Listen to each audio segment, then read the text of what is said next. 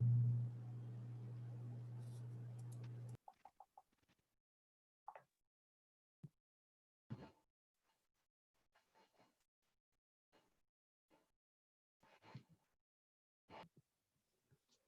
everyone.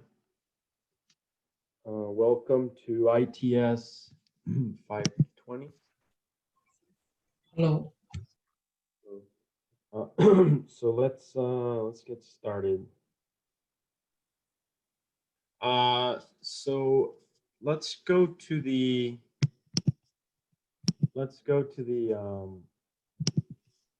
the bright space environment, just to take a look at where we are.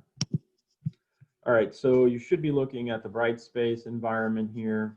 As you can see, we have covered at this time, intro, we've covered WECA, so you have a tool now to take some data sets, and hopefully you had a chance to play with the tool and see the pipeline, basically, mainly for supervised learning. Last week, we spent some time on the performance metrics, so that's definitely a very important set of slides, and you should understand why you have all the different metrics, right? And why, they're very important. You're going to be using them all the time. And then there are other metrics that, as need be, you're going to also take a look at. So now we are ready to begin sort of the second part of this, which is to this sequence of these four modules that you see here. So today I'm going to start with data sets and features. So just a little bit more of the terminology of what is a feature. I would, and data set. Usually, it takes you, I think I've said this many times, it takes you a long time to figure out an algorithm, understand it, use it. But once you do that, and once you have your working code or your working pipeline, you can just reuse it all the time, and maybe you tweak it here and there. So then what's going to happen is, let's say that you apply an algorithm to some problem. In the future, it's the same algorithm, and what's really going to change is your data. Your data is going to change, right?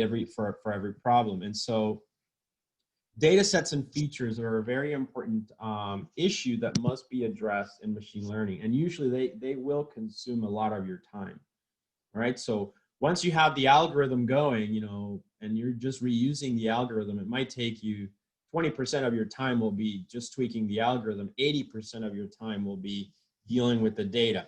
So usually this is called, it's got a funny name. People call it data wrangling, right? So it's like a wild animal that you have to keep under control. And so you'll see that term quite a bit, data wrangling.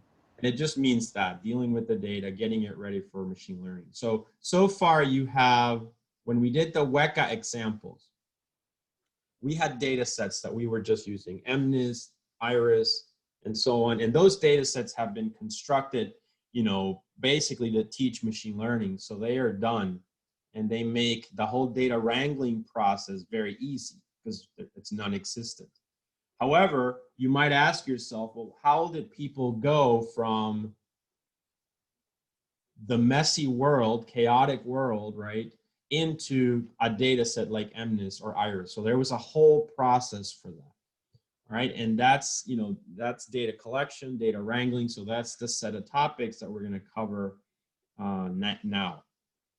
So it's not so the next for the next couple of weeks, the focus won't be on machine learning algorithms, but it'll be just on the data, getting the data ready. And so what I will do is I will give you some examples of how that works.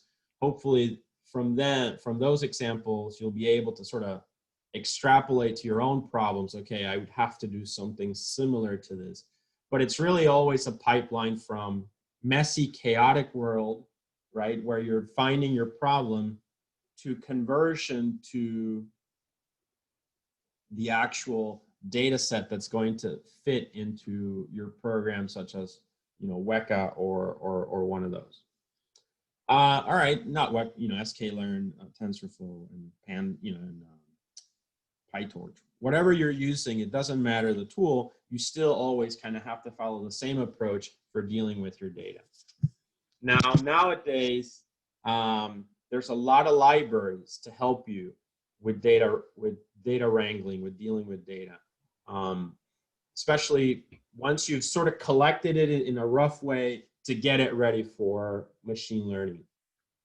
And so there's certainly a lot of tools out there to help you. Some of them, you know, like NumPy is one of them, Pandas is one of them. TensorFlow has a lot of new libraries now to create iterators of your data.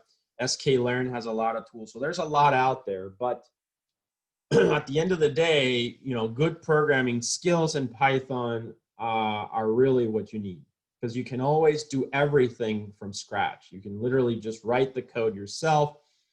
What the advantages of things like the libraries that TensorFlow provide is that they might be more efficient, right? So they might grab some data efficiently, put it in the GPU, and allow you to process things. That's the same idea with NumPy. So NumPy is there to grab the data efficiently, you know, and process it, you know, as much as possible in parallel.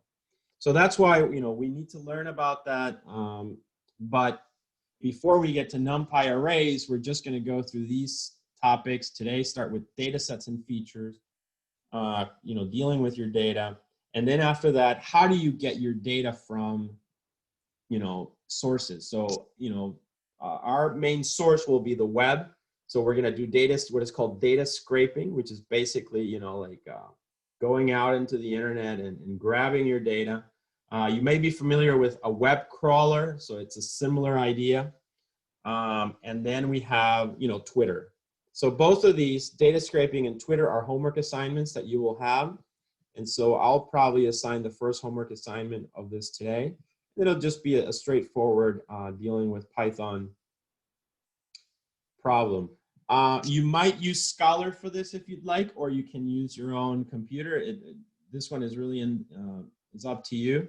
In Scholar, I think NLTK is installed, but the data for it is not installed. So you'll probably get an issue that says download data. So you'll have to go into Python and type import NLTK and then nltk.download, and then all the data will be downloaded so that you can do some of the things.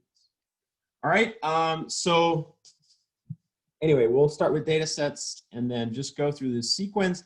And then once we complete this sequence of dealing with data up until NumPy arrays, then we will begin to look at supervised learning. So we'll start looking at machine learning algorithms, you know, and so on. All right, so let's get started with that. So now let me share the slides.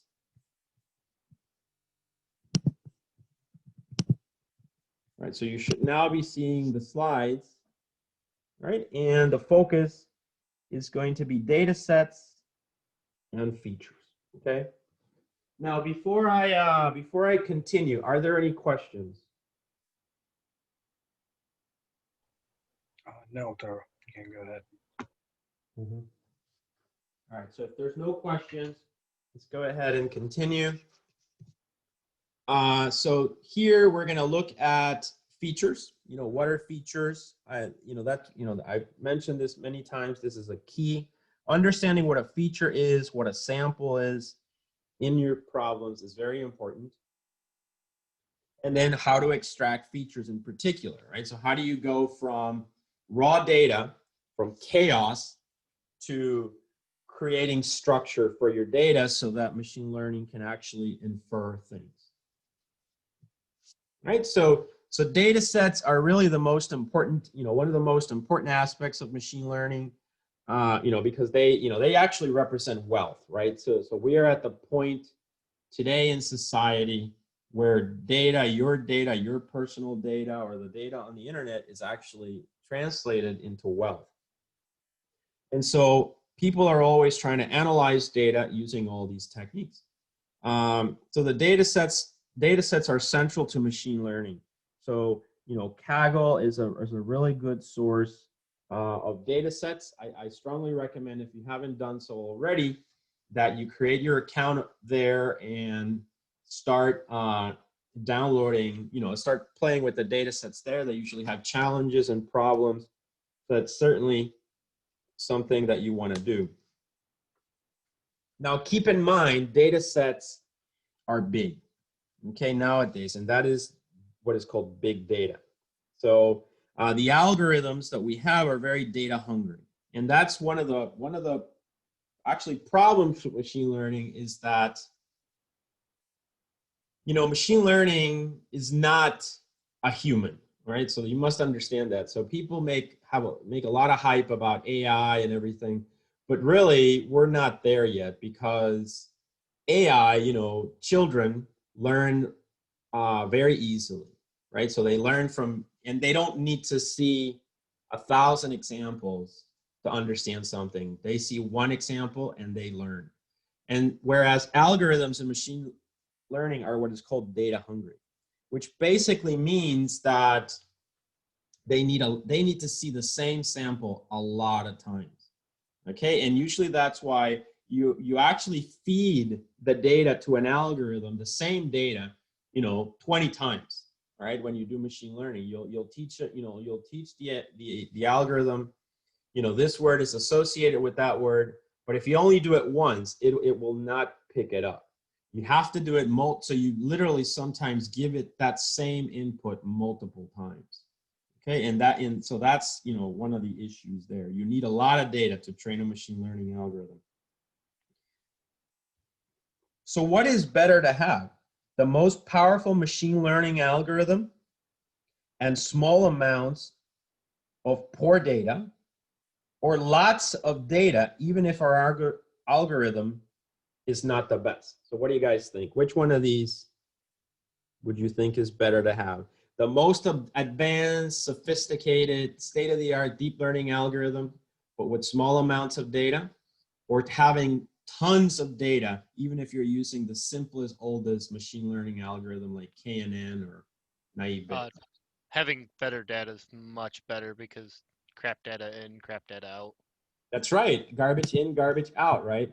And so you don't always have to have, you know, the greatest algorithm. If you have lots of data, you know, that's good. Now, the one thing that's important, though, is that your algorithm should be designed to deal with big data. So that is definitely an important thing.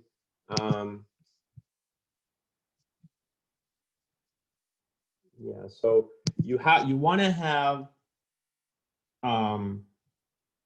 you don't necessarily need the most sophisticated algorithm, but if you do have a lot of data, you definitely need to have, you know, the infrastructure for it. This is, for instance, the perfect example of this is why we're using Scholar, or you would use AWS Cloud, right? Or you buy your own GPU box, because you want to first of all, be able to do things in parallel, so you're efficient, right? And also because you want to be able to process things efficiently. You need to train. If you're going to give something 10 million samples of something, you can't just give that 10 million all at once. You know, you're going to run out of RAM memory, right? So you have to then give the data in what is called batches, and that becomes a really big issue, right? And so these are important things. But as long as your algorithm handles, you know, is designed for big data processing, it doesn't have to be the most sophisticated. So to answer the question, data is king, right? Whoever has the data, you know, they're in position of power, because they can infer things. So as you might imagine, this is why companies like Facebook, Google are so rich, right? Because they really don't produce anything, but they have all the data in the world. Google, I think I've said this before, has enough cash on hand to buy Boeing twice. So the airplane maker. And this is when they weren't having problems with their planes. So imagine how much money how much money you have in just having a lot of data. So the question, why have companies like Facebook, Google, etc., why do they do so well? It's because all of you have social media, right? Especially, that's the example of Facebook.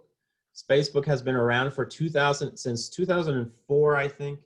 And, you know, all the people that have Facebook accounts, what they've been doing is they've been just providing data annotating it, liking things, and they're, that becomes Facebook has found a way to monetize. Professor, I just have one question. I mean, it's not related to what you're teaching right now, but just out of curiosity, Okay.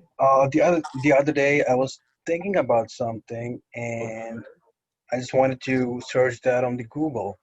And as soon as I started typing, the first uh, reference I could see was exactly what I was thinking. So does Google, Facebook read our minds?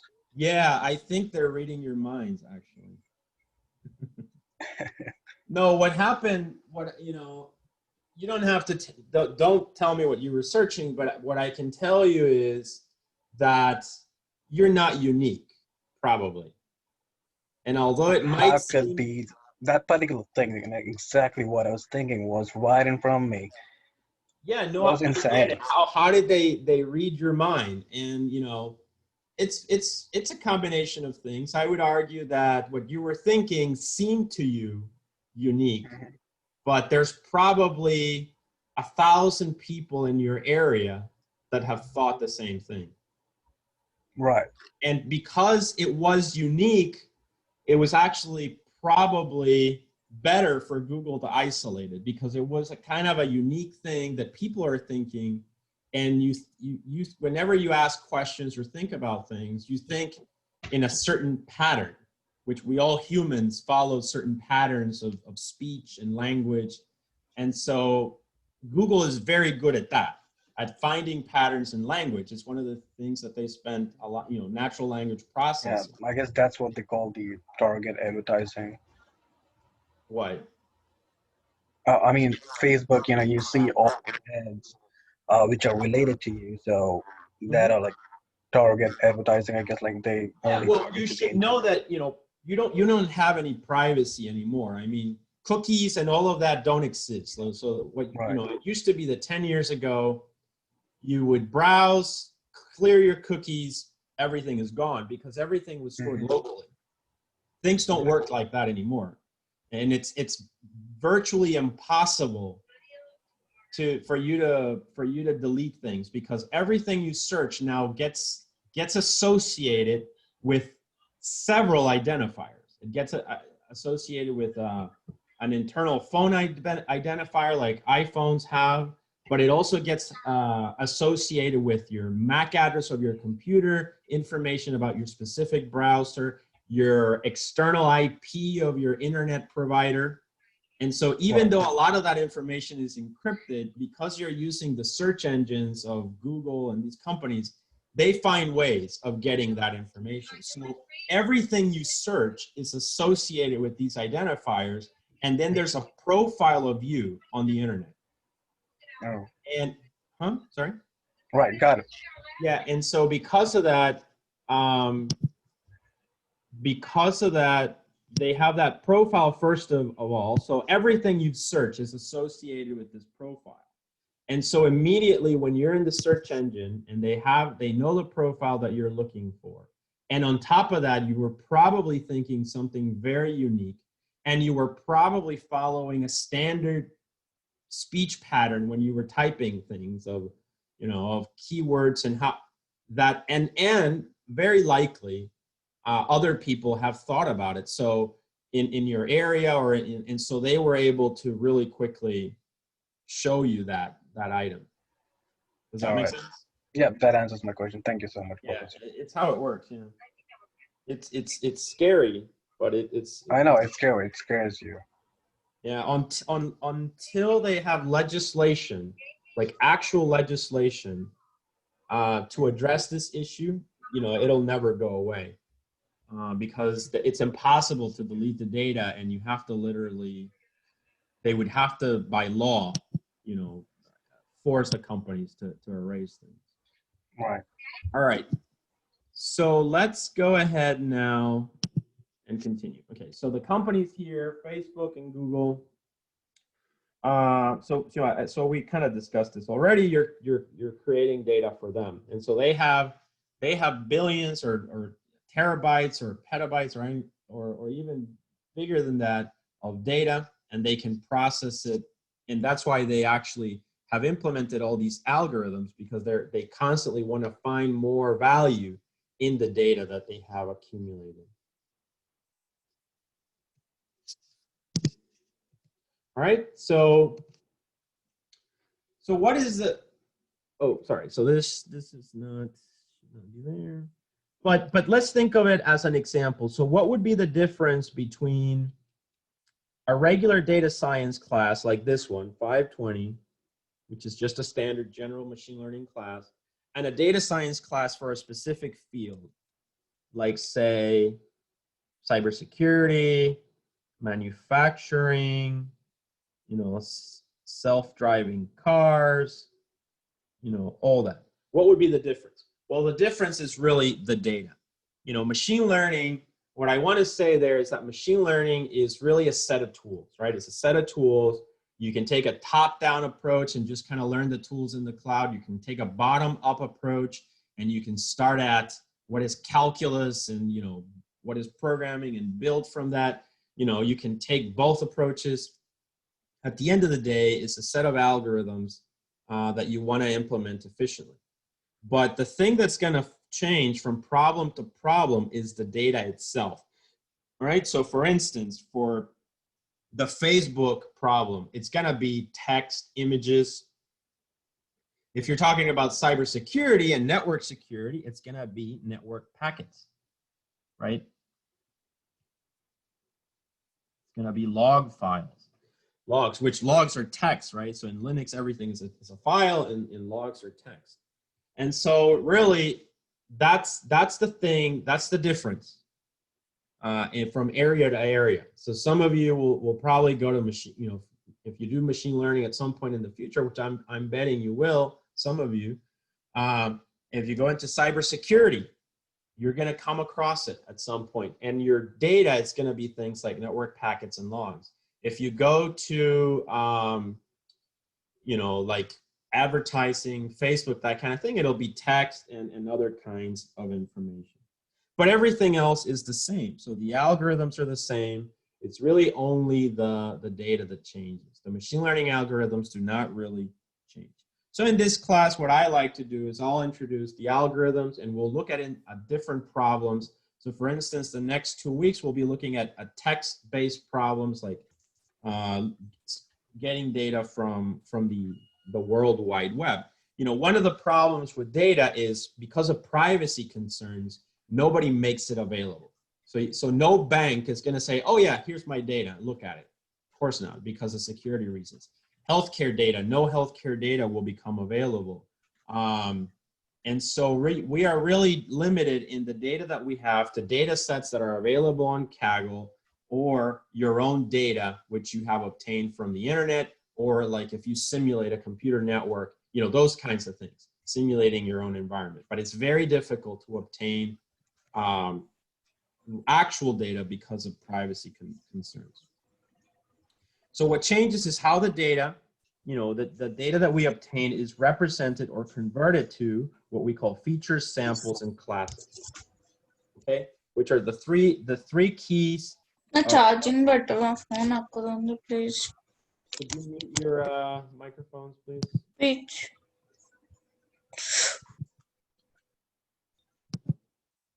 All right, so so the idea is that the data is represented or converted to these things: the features, the samples, and the classes, or the classes are also labeled. So these are three terms you need to really become familiar with and not always understand them in the context of your problem.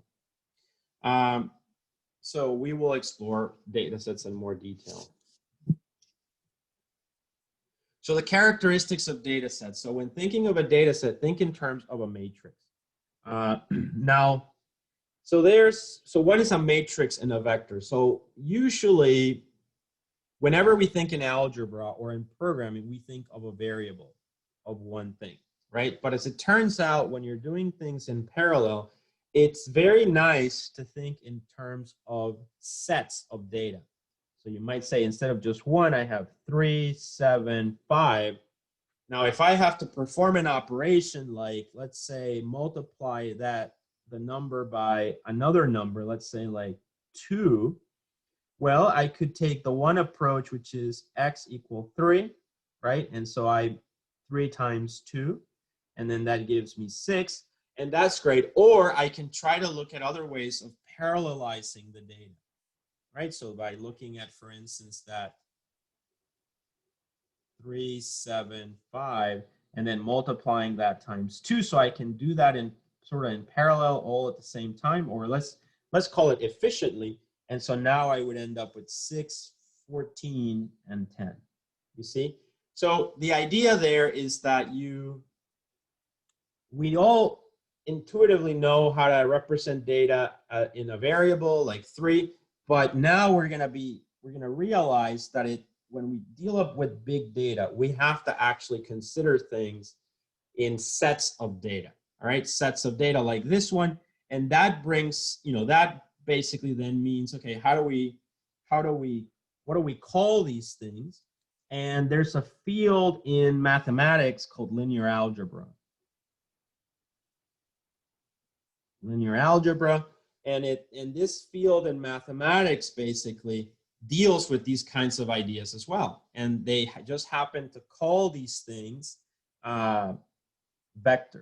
So instead of calling it a set of numbers, they have specific terminology like vectors, or they call something a matrix, or they generalize everything to what is called a tensor, right? So it's some terminology. Now this is not a linear algebra class, and you don't need everything from linear algebra for machine learning.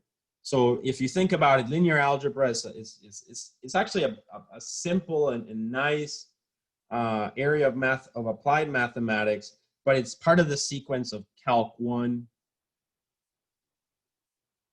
Calc 2, and I think currently a lot of schools do this where they do differential equations and linear algebra.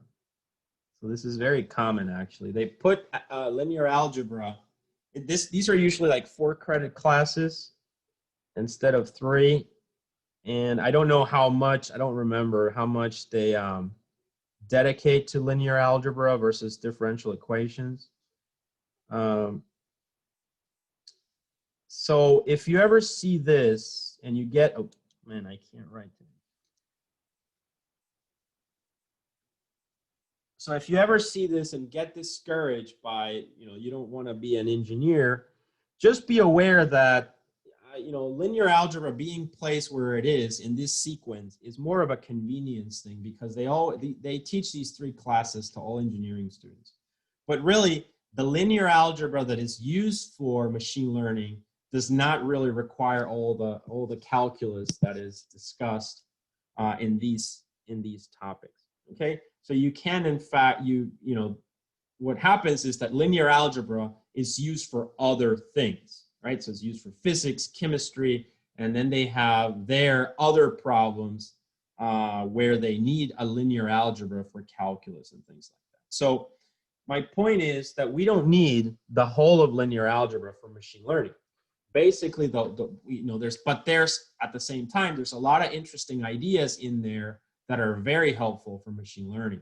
At the end of the day, it's all about efficiency in dealing with a lot of data. So that's really what it comes down to, is using some of the tools, and every now and then some of the really nice constructs of math in linear algebra apply really well to solve problems in machine learning as well.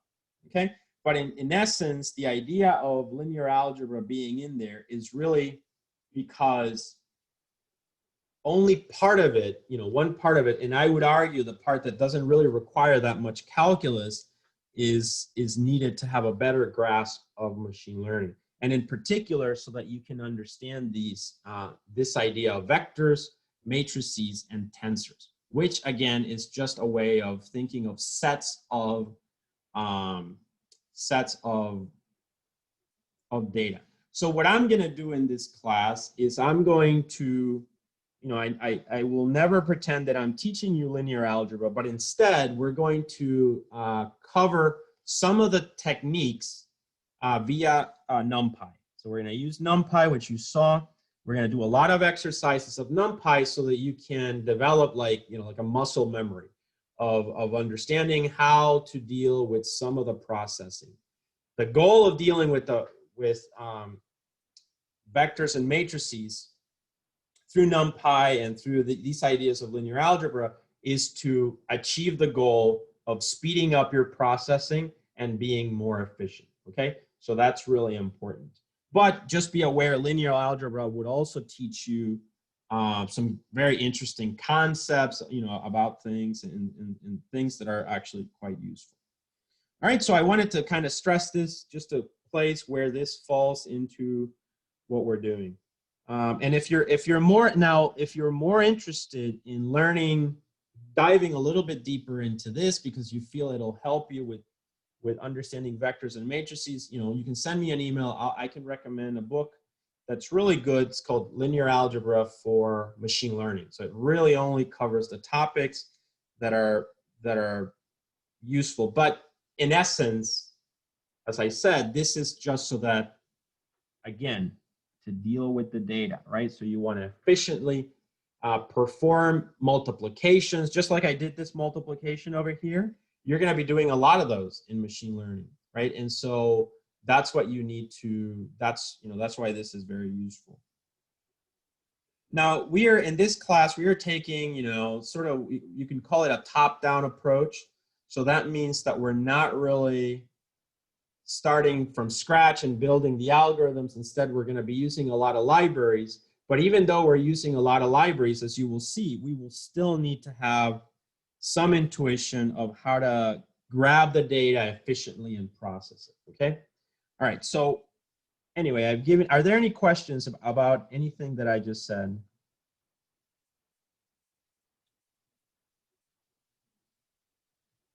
No questions? It's clear. All right, so when thinking of a data set, you want to think in terms of a matrix, right? And what does that mean? It means basically that you have data in a two-dimensional grid, right, made up of rows and columns. Now, usually when you first took programming, you learned that whenever you had rows and you have columns, you would process the data with two for loops. I'm gonna, get my I and J in there. I'm gonna iterate through that grid, and I'm gonna find my data. However, using for loops when you have millions of records is highly inefficient. And so you literally cannot process anything like that. And so you have to take advantage of some of the libraries. So that takes us to the first library that we will be exploring, one of the first libraries, which is NumPy, NP. So usually what you do is you do import NumPy as NP, right? And so as you can see, that library will help us to deal with data. Another problem that happens sometimes is the different data types, right? So you might read data from a text file, then you have to convert that into a list, but keeping that as a list would make it very inefficient to process. So then you want to convert it to a NumPy, what's called a NumPy array, which will make your data a lot more efficient in processing. And then we might be using a high-level library from PyTorch or TensorFlow, and there things are called tensors. And actually a NumPy array and a tensor, even though they're really the same thing, if you look at them, the data structure behind them for each language is not the same. So we have to find these ways of converting things efficiently, okay? And so that's quite common, and one of the things that actually gives you a bit of trouble sometimes. So anyway, let's define a matrix, not a matrix in the sense of linear algebra or proofs of it or anything like that, in the sense of a matrix of data, right, for machine learning, and when we're thinking about NumPy. So what might happen is, let's take Iris. So you already dealt with matrices, right? Because you took Iris and it had, how many samples did Iris have? How many samples? 150. 150, right? So it had 150 samples. So keep that in mind. The rows are the samples, okay? Very important. The rows are the samples. And that's usually the standard approach. Rows are samples. The columns are the features and the label. So how many features did Iris have? 4. 4, right? So F1, F2, F3, F4. So that's usually the columns, and it, you know, that's what we call the features. Is for every sample that we have, it's the data that says something. Notice one very important thing is for every sample, the columns are aligned. So column 2 is always F2 for every one of the 150 samples that you have in this data set. If you did not, when you create this matrix, you have to be extremely careful that you align them correctly. If you do not align them correctly, you know, garbage in, garbage out. So this is definitely something that's extremely important. Now the last column that you would have here, the 5th one, is the labels. Okay, how many classes did you have in Iris? How many labels? You guys 3. remember? I guess 3. 3, exactly. 3 classes, which were Setosa, Virginica, and Versicolor. So usually when you build something that looks like this, let's say you read this from that text file, and as you were reading it into Weka, you were just reading it into a text file, it was a .csv or a .arf file. But that really was a matrix, just what it wasn't a matrix in the sense of a NumPy matrix or in the sense of a tensor. So usually what you're going to have to do as you're reading that data is you have to convert. You'll have to find efficient ways of converting your data into that new data structure. So you don't want your text file to be a list. You don't want this matrix to be a Python list, right? You want to convert it to a NumPy array. Or you want to convert it to a tensor. And again, just because all of this has to do with efficiency. Okay, so here we have. We build the libraries just because the data is huge. Is that the reason we do this? I mean, using the NumPy arrays and the tensors is just because the data is very huge. And that's one of the reasons. I mean, in particular with NumPy, NumPy doesn't really have algorithms for machine learning. It is just for data manipulation. All right. To more efficiently. So here, I'll say this. So Python is basically a interface to C++. All right, so Python is on the underlying binaries in Python or the libraries are usually written in C++. And so, as you know, C++ is very efficient, and they have, you know, usually they've done all the parallelization that they can do either for the CPU or the GPU in those libraries. But then you need to find ways of taking the data and then storing it in those data structures in the underlying C++. So that's what these libraries are for doing that efficiently. All right. Okay. In particular, as I said, NumPy. If we can do a lot of this also in PyTorch or TensorFlow, but those are for machine learning or deep learning. They have other algorithms. sklearn has other algorithms. The one that's very standard in the industry is NumPy or NumPython, and that's one that, you know, you're going to see it everywhere. So it's really important. Now you can use NumPy from let's say from your text file all the way to creating a matrix, a NumPy array. So that's what's really great about it, is that if you notice here, for instance, in this example, you have NumPy load txt. You load in the data set, right, which might be a file, a text file that you have out there. You can indicate if it has a delimiter, like if it's a comma separated file. you can indicate if it has a row, a header, right? So we know, for instance, in Iris, that it looks something like this: F1, F2, F3, F4, class, and then you have the data. Let's say 0.5, 0.7, 1, 0, 2, 3.5, 0.7, and the class was 0, 1, right? So when we're reading this from a text file, you know, if the text file is comma separated, we can say the delimiter is comma. If we want to read all the data but don't want this, we say skip row 1. All right, and so, and which is really, whenever you have a NumPy array, it can only have numbers. So you cannot have the header names, even though you may have had those in your text file. So what's going to happen is that when you do this, now this is going to be a matrix, a NumPy array, and now you have your data there.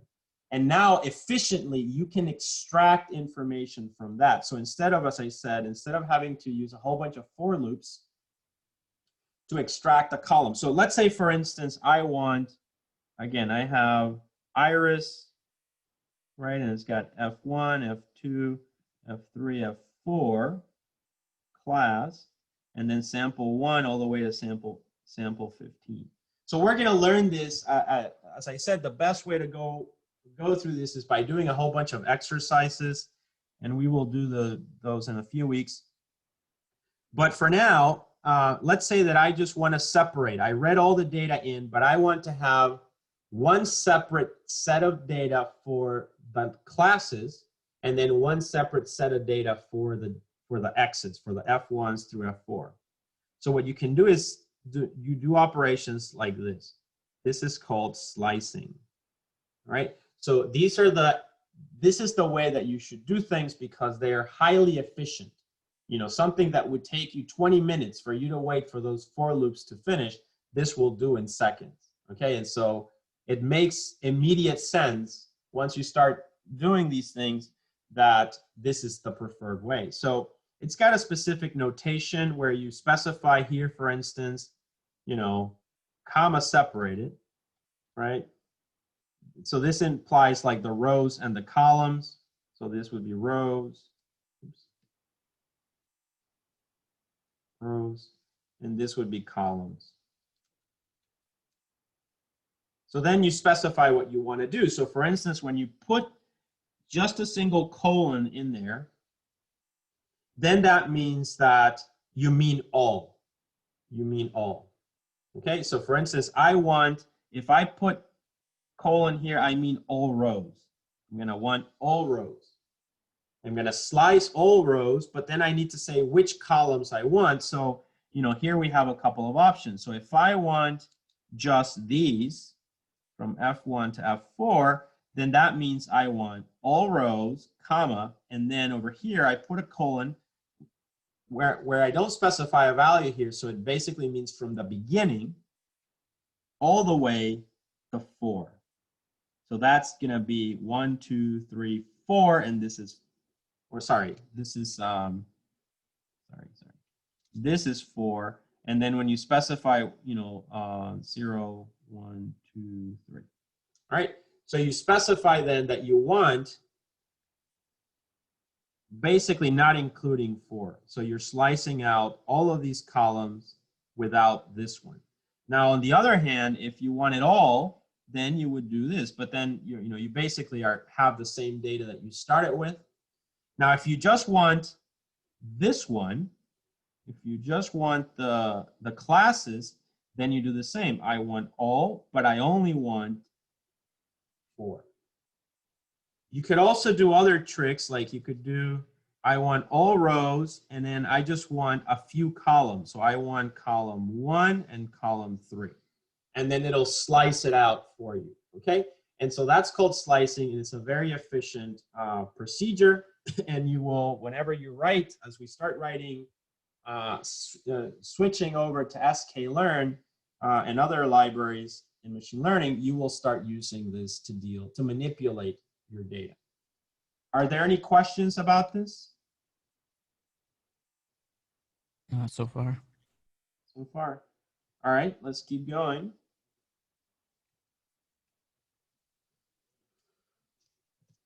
Okay, so in the iris data set, as we saw, iris data set is a collection of multiple variable analysis data set. It contains totally 150 samples. There are 3 labels in this data set, which are setosa, versicolor, and virginica. And each class contains 4 features to do prediction. So whenever you're confused about what is a sample, what is a feature, what is a label, maybe come back to this slide, right? So samples are from S1 to S150, right? We have the features X1, X2, X3, X4. So that's your data right there. This is your X usually. That's what you call it, your X. And then we have Y, which is the labels. Y is the label, so we usually call this vector. So this is a matrix because it's going to have rows and columns, whereas this one only has multiple rows but only 1 column. So it's usually going to be called a vector. And the terminology that we're always going to use basically is X and Y. Okay? Remember that what machine learning will do is it will try to learn to associate these values with the label 0. So that is to say, it's going to look at, okay, when I see a 0, this was a 1.4, that's a 3.5. Yeah, that's interesting. And then maybe when you look at 2, it'll say, you know, this is a 7, this is a 2, this is a 50. This is an exaggerated example, but this is 100, right? So basically the program would say, well, this is very small and this is very high. You see, so it tries to find a contrast between the two and say, well, just from looking at this, I'm a human. Now, I'm going to say, just from looking at these 2 examples, whenever I see a really large number, around 100, it's going to be class 2. Whenever I see a very small number, like around 0, it's going to be a 0 in the class. In a nutshell, that's what machine learning does. It looks for these patterns using its various techniques. All right. Now, so now we've talked a little bit about that. We will come back to this when we look, as I said, at the NumPy problems. But you know, today I just wanted to kind of introduce the topic a little bit. So now let's just talk a little bit about data sets. All right. So first of all, text data. Usually when you do machine learning, you look at 2 types of data: text data or image data. And you've actually already done that because the MNIST, for instance, that was handwritten digits, right? So if you think about it, that's just people who wrote, you know, some people write the 2 like that, others write the 2 like that. They're both the same thing, right? So that, you know, these were all examples of images, MNIST. And then text is just, you know, writing a sentence, hello, right? And trying to infer something about it. Let's say that I was building a classifier that tells me emotion, positive or negative, you know, emotion in a sentence. If I build this model for positive, negative, and I applied it to the sentence that just contains the word hello, what would you say? The classifier can only assign one of these 2, positive or negative. Which one would you assign to hello? Positive. Positive. Why? I mean, just because it's a greeting. It's a greeting, right? And how do you know that it's a greeting? Because I'm a human. You're a human, right? And you greet people sometimes, right? Exactly. Very good.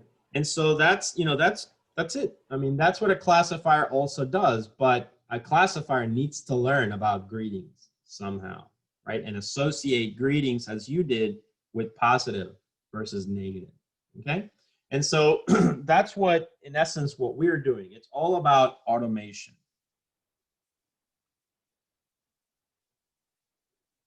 So that's the keyword there. And then now, you know, there's a lot of data sets out there. For instance, there's, you know, phishing data sets, right? So for those of you in cybersecurity, phishing data sets are actually text, right? So that's those emails that you get, and they have a link and they want you to click on it. All right, so you could, you know, that could be a data set.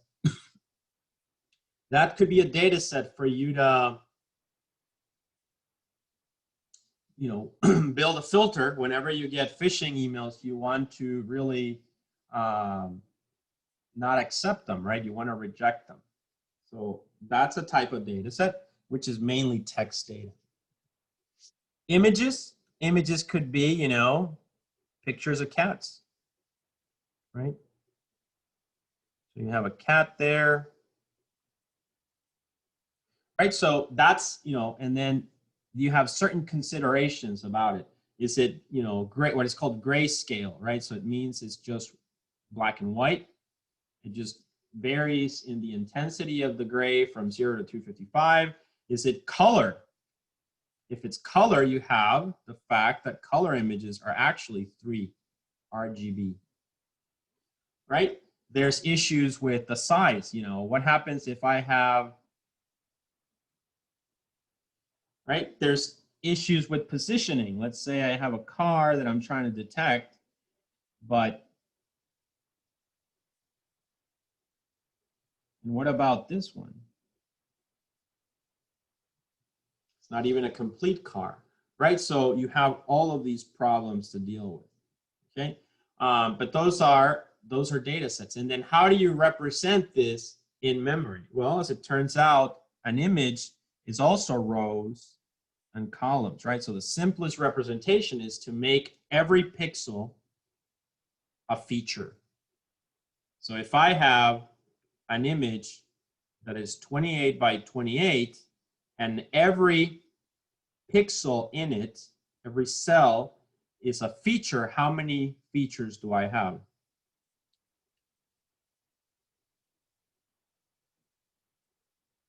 How many?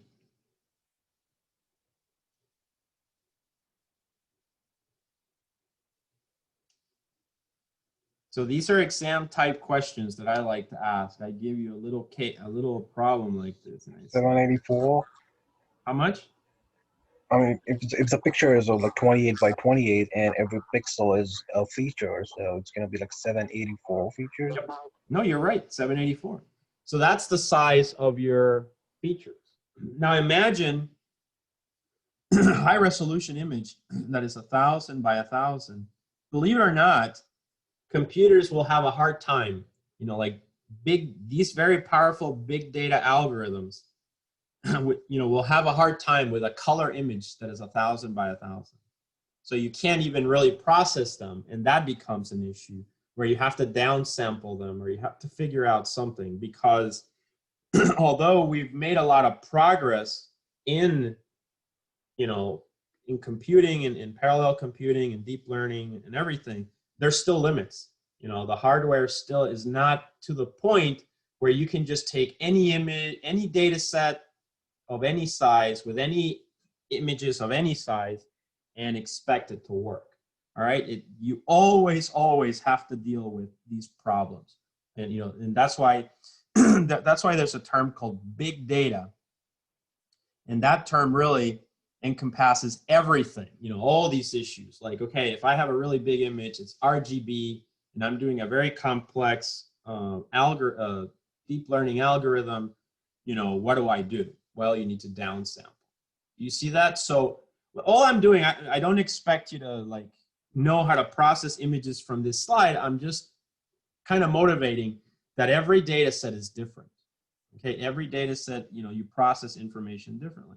You know, the previous one of the text, I didn't even say how you represent text as rows and columns, right? You know, if I have 3 words, or, you know, just let's take the example of a telephone, right? So in the telephone system, you call the operator, you get the automated response, and it says, please listen carefully as the menu has changed, right? And then they give you option 1, operator, option 2, sales, option 3, purchase, option 4, billing, right? And so they give you these words. So really what's happening is they expect you, they have a voice sample, voice 1, voice 2, voice 3, voice N, and then they just have whatever it is that you said, right? But you didn't say a lot of things. You will only say billing, or you will only say sales, or you will only say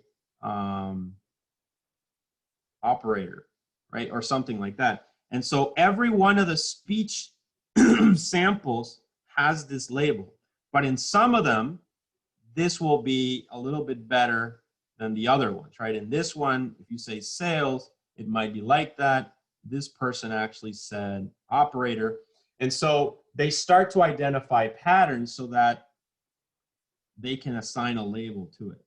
You know, you have a class, and then the class just indicates what action you're going to take. So you got to find ways of doing this. This is not exactly trivial. You have to really think about it. In speech, speech is, you know, the example of Alexa, right, and Siri, and all of those. And it's the same idea. Now you don't necessarily just have text, but you have the audio, right? So people talking, and audio, you know, sounds like, you know, they have like, you know, waveform, right? And then that waveform, you know, is over a second. There are issues in that waveform, like there's speech there, then there's a pause, and then there's speech there, a pause, and then there's a speech, right? And so you identify at least the breaks, because there's no sound there, there's very little sound relative to everything else. But again, you have to find a way to represent this, right? So how do you do it? So these are some of the issues that you have to kind of figure out, all right? So how do you go from that to a matrix of rows and columns? Does this make sense, guys? So getting into speech processing, you could take an entire course on speech processing. There are some great books out there by Jurafsky and Martin, and by Lyons. Those are the two excellent books on speech processing that would really, you know, they're actually more than a semester course, like 2 semesters. But they would teach you basically a lot of how speech works, and then a lot of it would be understanding how to figure out how to write algorithms to obtain the matrix that you would then feed into machine learning, right? With the associated labels, and what are the features, and what are the samples, right? You have to define all of these things as you do your machine learning. And this is not even text, this is just a sound wave, right? That we're gonna try some techniques, you know, what is called the Fourier transform, just converting something from one domain, which is that looks like this, to something else that's called the frequency domain, or the spectrogram. But anyway, those are just techniques in those fields. At the end of the day, you have to do a lot of investigation to figure that out. But then ultimately, you always want to, the good thing about machine learning is you always want to convert it to that matrix that looks a lot like the iris matrix, or it looks a lot like the MNIST matrix. Are there any questions about this?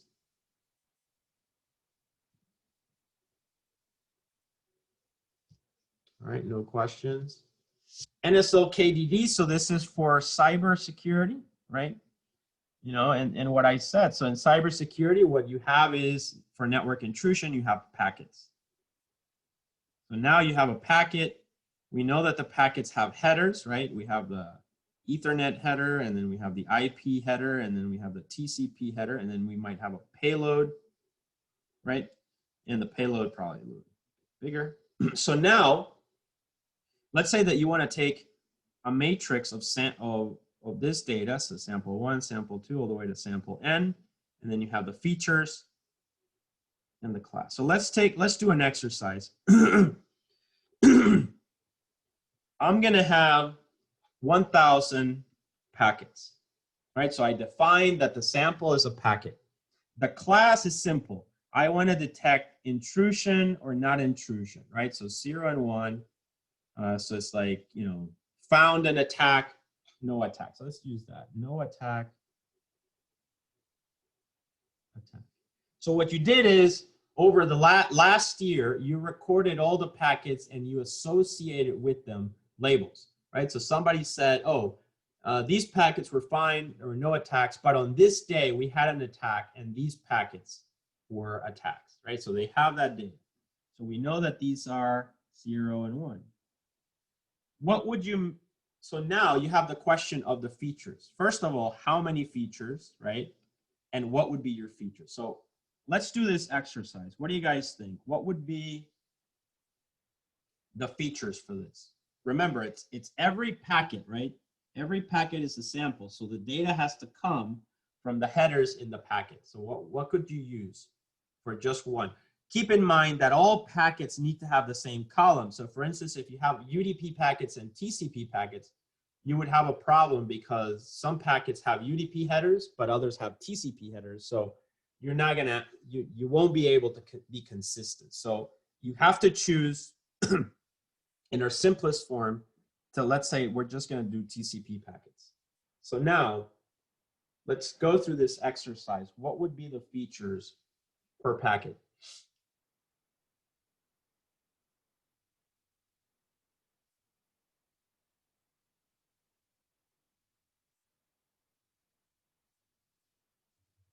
Are you guys still there?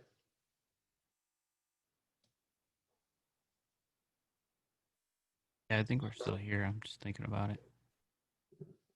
Let's see, somebody wrote in the chat. Okay. Right, so believe it or not, this is a very important thing, okay? This is what you will do all the time. You get a problem, your boss says, find out who's gonna win the election, look at Twitter. That's all they will say.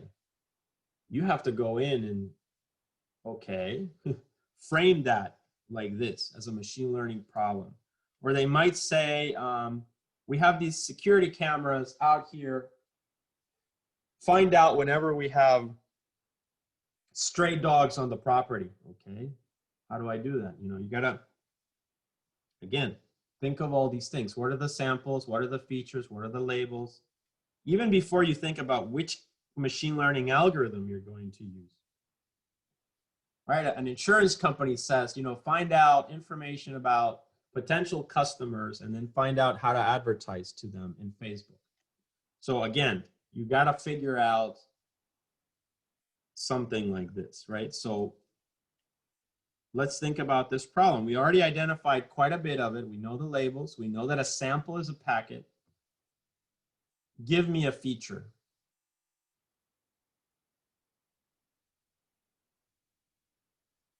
It can be whatever you want, but you have to engineer it. That's actually called feature engineering.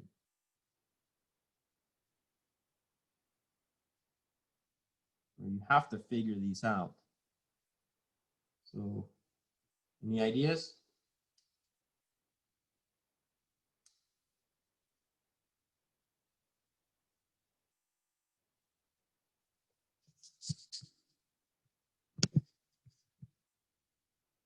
Okay, somebody said port number. Elaborate, please.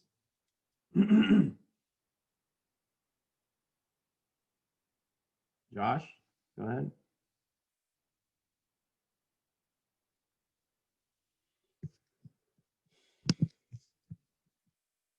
Source destination, okay, yeah, so that's fine. Do all TCP packets have a source port and a destination port?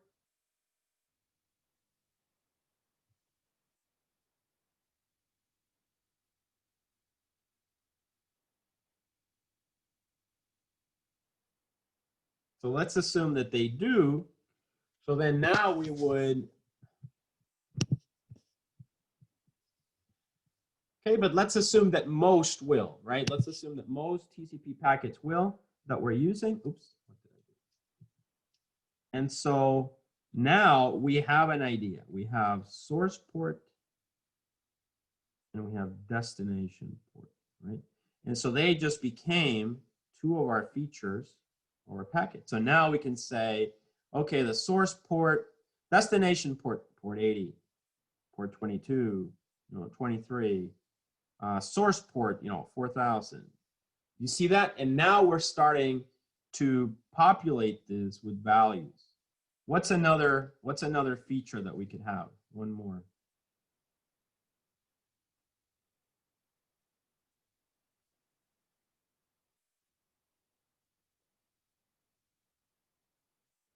What's another feature? You could just have like time to live or something like that. Time to live, exactly. Any of the fields here could be of value. I don't know which one is the right one. That's your job, right? To get as many of them as possible, analyze them, do the feature ranking, figure out which ones have a high contribution to the problem, and so on. But yeah, very good. We could also say, size of payload, right? It could be size of payload. Everyone will either have a payload of 0 or they'll have a value for it, right?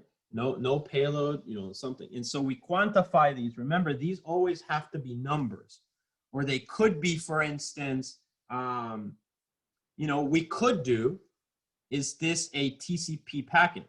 So is TCP. So it's like a question, and we say yes, yes, yes. It's not very useful because every packet here is TCP, but that's another way of representing the data. This, guys, this slide here, what I just did is extremely important that you understand, okay?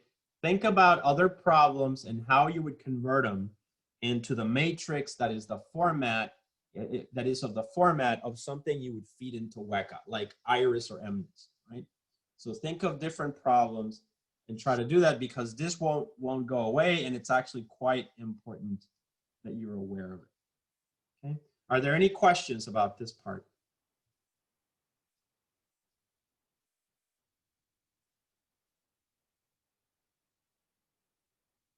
All right, no questions, it seems. So let's go ahead and there's other things. You're going to find a lot of data sets out there. A lot of them will be pretty big, big data type data sets.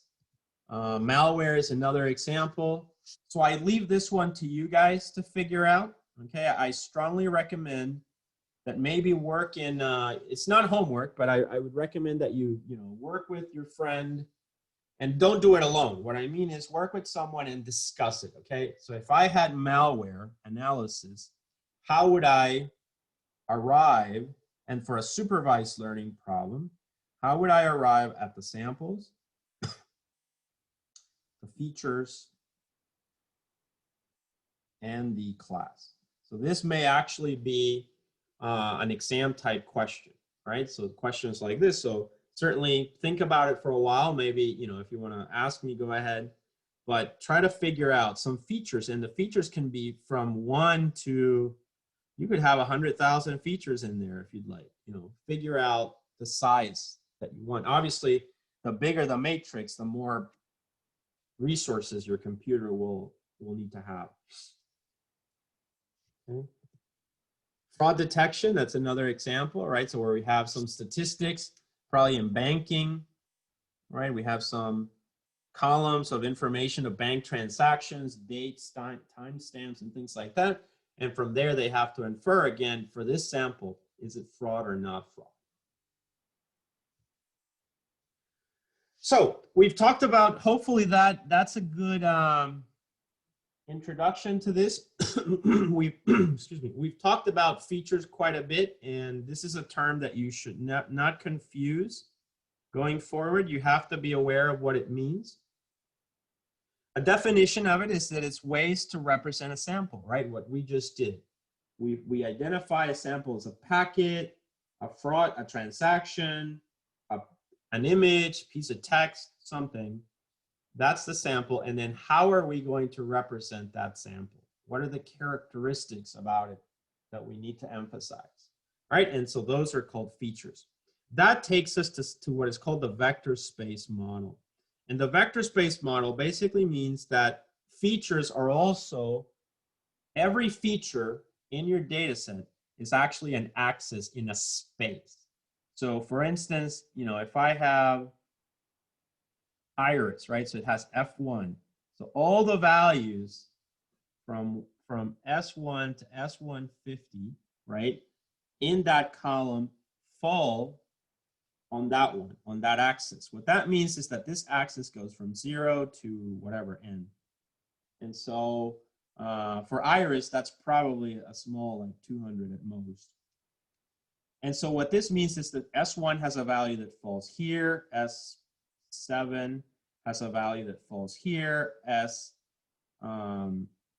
has a value that falls there, and so on. They all fall within that axis, F1. Now, if I introduce another column, F2, you say, well, I also have a second axis.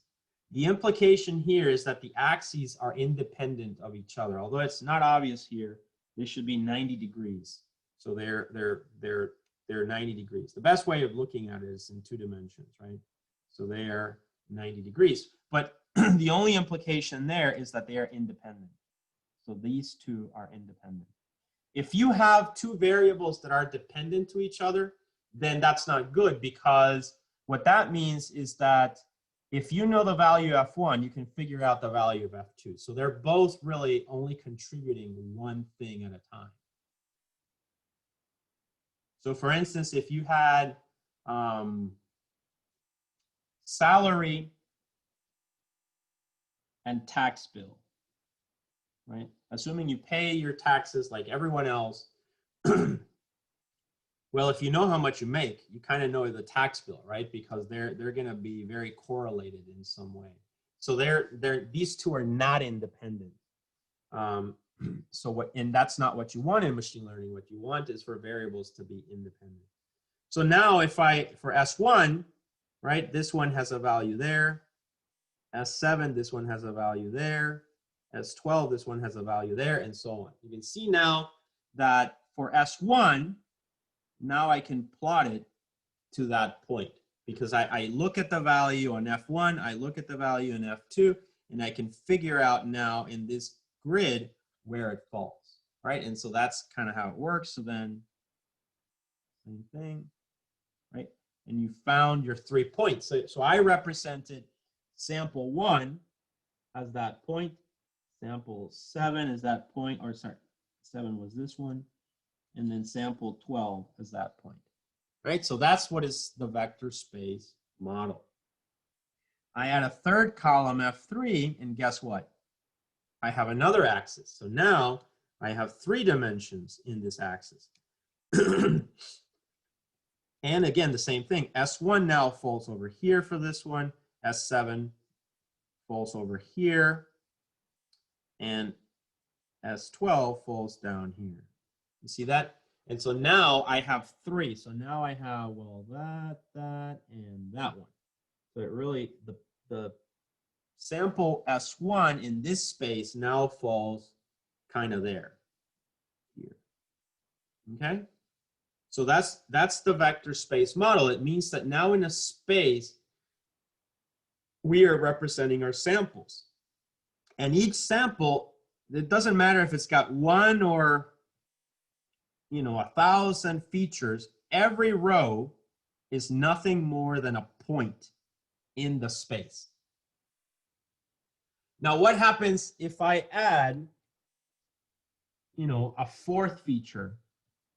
Well, we can't visualize images in 4 dimensions, right? We can only visualize things in 3 dimensions. However, everything related to the math, the calculation of things, would hold. You would have a 4th dimension, F4, and that one would follow the property that it is independent of all the other axes, right? So it becomes which again means they're independent. That's called, it meets the property of orthogonality. You don't have to worry about that. Just intuitively, just be aware it means that the axes, all axes, are 90 degrees from each other or independent. Okay? And so on. So we could end up with F1000, this F1000 would be a vector space of 1,000 axes, tons of axes there. where all the axes are perpendicular to each other, mathematically speaking, and that means that they're independent, okay? And every sample, this one, S7, it is now a little point in that space.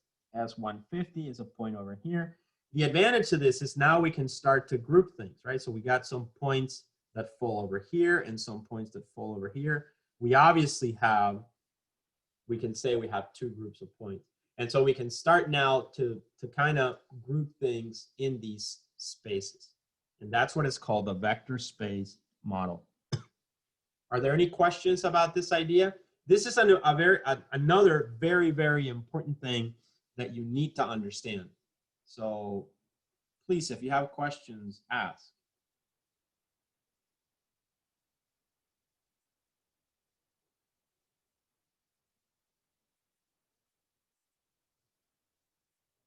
No questions? Everything clear then?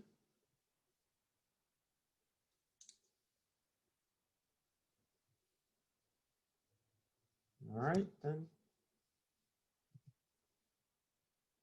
Okay.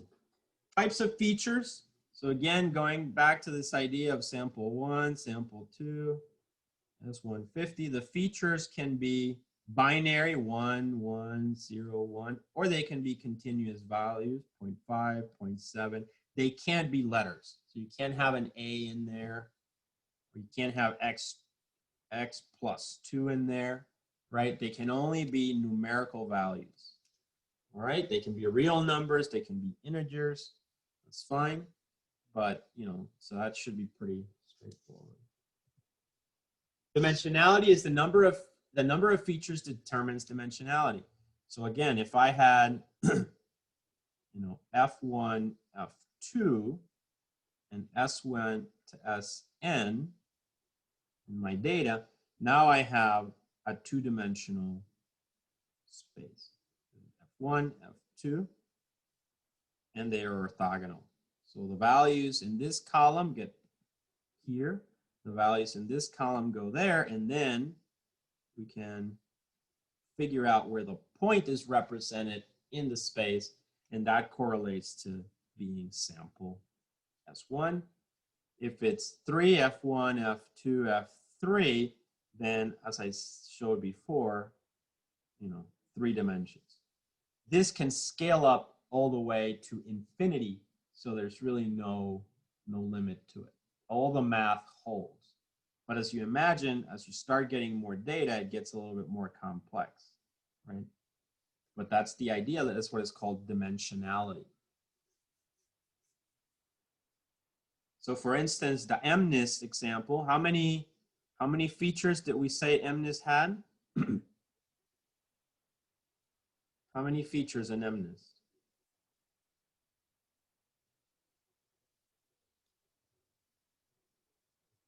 If an MNIST image is 28 by 28, and we say that every pixel is a feature, how many features?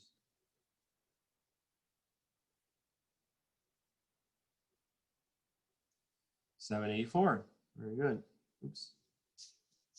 If we have 784, the first pixel, one axis. Yeah, 784.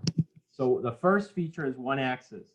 The next feature is another axis. How many axes do we have that meet the condition that they're independent from each other or orthogonal or 90 degrees? So how many of these do we have in this vector space? 784. 784, exactly. So the dimension of this dimension is also 784. So hopefully, you know, I hope that makes sense. It's always very good to think of data as in the vector space model. And so that's the general idea there. Okay.